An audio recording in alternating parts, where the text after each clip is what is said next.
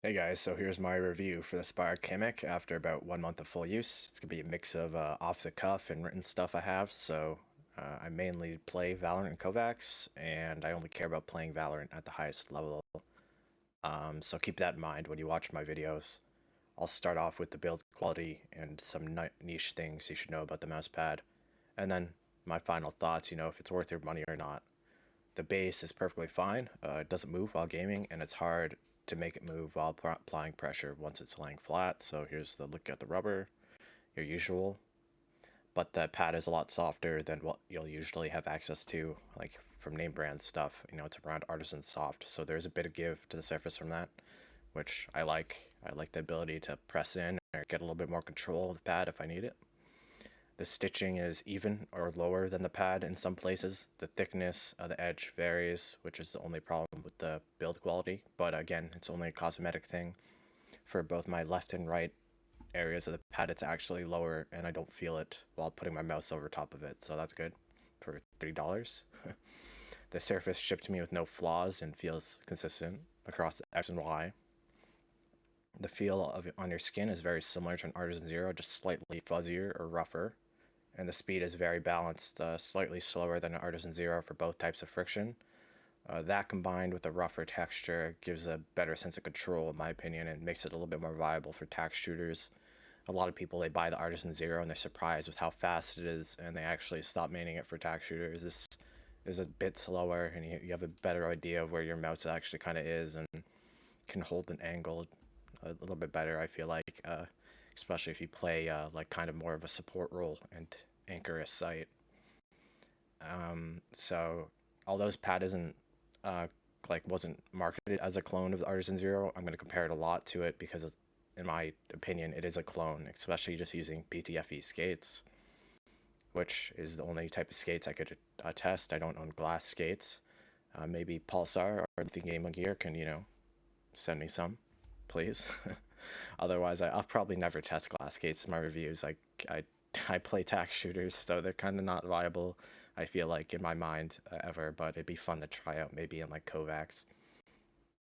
Um, and yeah, the pad didn't have any humidity issues, and it's pretty spill proof. If you go to my previous first impressions of this pad, you can see how long it takes for water to absorb in, and my room gets very cold and very hot depending on what game I'm playing. So I didn't notice any humidity differences, at least with the heat and my own sweat on this pad, so that's great.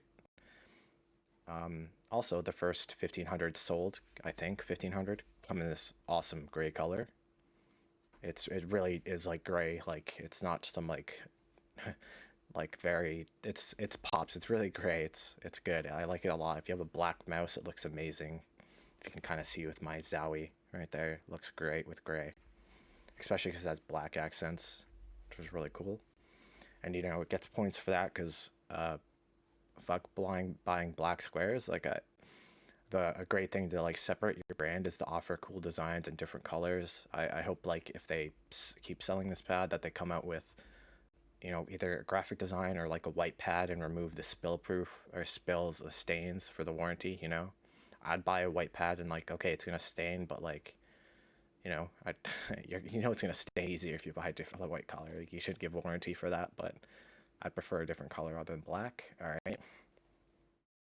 And yeah, the niche things about this pad is it comes tightly rolled, kind of like the GP-Z1 from Extrafy.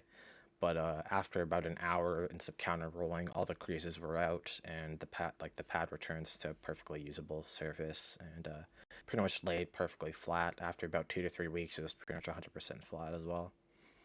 There was like no slowdown after a month of maining this, and my zero didn't really show slowdown until like 2 months. But I don't sweat a lot, and I also wear a sleeve a lot when I'm gaming.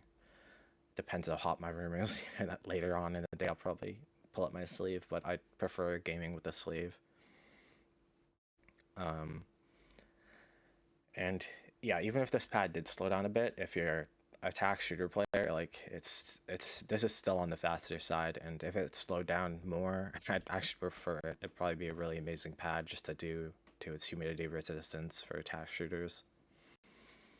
Um, so is this pad worth your money? If you're in Europe or especially Australia, this is like a no-brainer buy if you want something that's like an Artisan Zero or Lethal Gaming Gear Saturn, plus a 10-year warranty that's has no added cost, for only $30 USD. With a conversion rate, this was still a cheaper buy than buying from Lethal Gaming Gear to Canada, which is insane. I'm on the border. You think it wouldn't be like that, but duties and taxes, kind of ruined that for me. So yeah, and again, I'll just keep reiterating this pad is slightly slower than Artisan Zero, but yeah, it's still fast enough. It's balanced enough for tracking games and tax shooters, in my opinion. It is really that perfect speed. If you play all types of games, you'll be happy with this speed. At least in my opinion, I think this is even too fast for tax shooters, but I can you could give me like a piece of mud and I'd gladly play on it. And although I can't compare this to the Saturn, you know, if you're in Europe, you probably don't even access Saturn without paying insane shipping costs. So with conversion rate, this pad actually will probably be a bit cheaper. Plus, you get a bonus of like 10 years. Especially if they stay in business. Even if you don't, it has no added cost for the warranty. You're still buying a $30 pad. If you get a user warranty, you just got another free pad in a few years, and that's something that no other pad has ever offered. So it's pretty unique in that way. And yeah, it has no build quality issues that actually affect the performance. The owner seems nice enough that I'm sure if you have any issues from shipping, he'll gladly replace it for you. It's a small brand, so the smaller brand's definitely gonna try and keep their customer base happy. And yeah, thanks for watching. So yeah, feel free to subscribe, like my reviews, and if you want me to eventually get free products and light my viewer base, make sure to do that. Anyways, peace.